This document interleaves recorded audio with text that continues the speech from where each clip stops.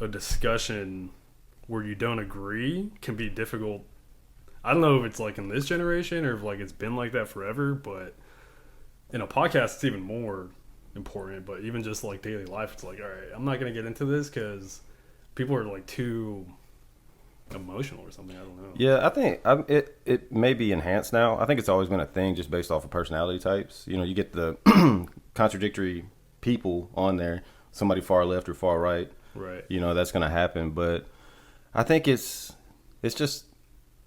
important to have conversations even when you don't agree with something, just to be more well-rounded and knowing what they're thinking.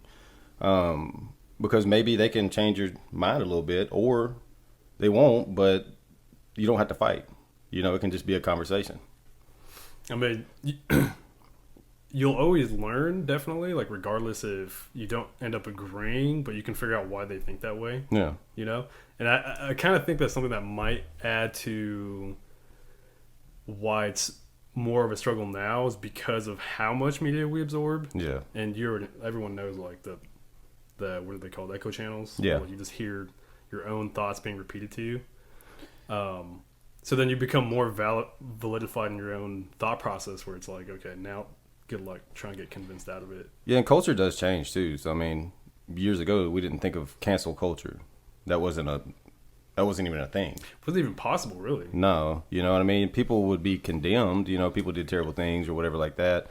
But if they said something or if they did something, they weren't canceled. You know, people, I think more back then would talk it out, you know. Do you think it's because it just wasn't possible on a technology level? Like, do you think people would have if they could have? The exposure probably does help cancel culture because of social media and things like that. More eyes are on it, you know.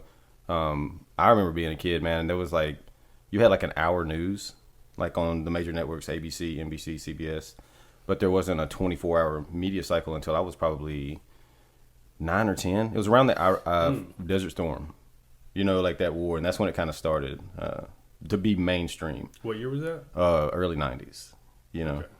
Okay. But yeah, that's when you really started seeing it because that was the first war, I think, that you could just watch.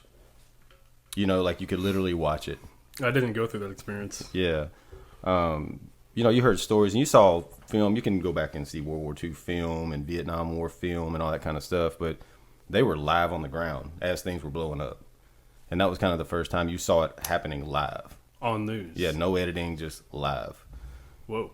Yeah. So that was the first in, and it kind of hooked people in too. Because that's fascinating to see. Definitely. You know what I mean? So that kind of hooks you in, and that kind of, I think, was the big part of the growth process in the 24-hour media.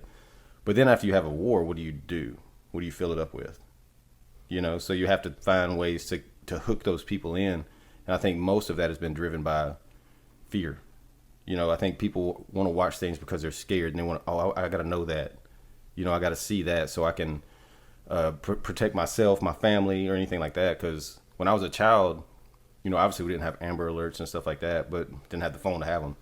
But you didn't know about things happening outside of your area as much as you do now. So that kind of puts fear. It's warranted, but it's not. Mm-hmm.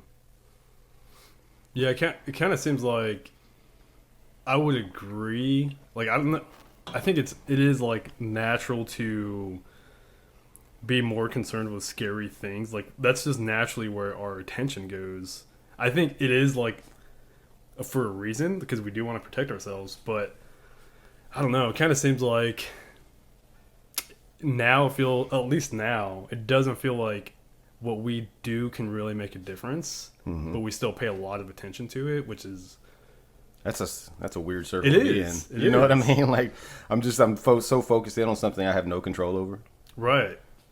Yeah, that's a weird mind space to be in, and I don't see any progression in that space. You're just going to be stuck in the loop. I think it has to get. This is kind of honestly like my perception of where, at least this country is. I think the world is kind of changing for sure, but and this is like part of natural human psychology too. Is like you have to go through an amount of pain and frustration until you reach a breaking point, and then you actually do something about it. Yeah. So it's like this build up, which is kind of funny because it kind of seems like everything that's been the way culture's been shifting has been making us like less action takers and more, well, I don't know, just kind of weaker, you know? And so we'll take a lot more before we actually do something about it, but it's going to take a lot.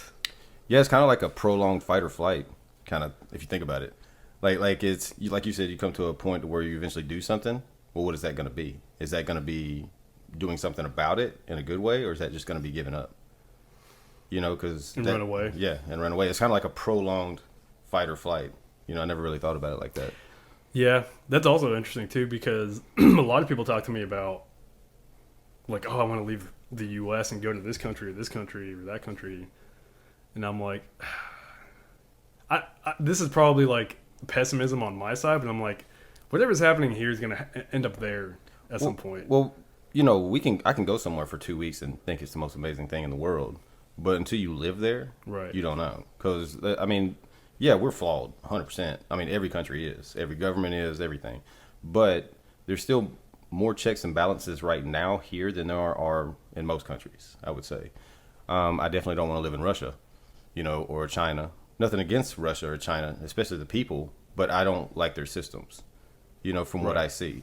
And I'm sure there's some benefits to their system, 100%. But overall, I wouldn't want to live like that.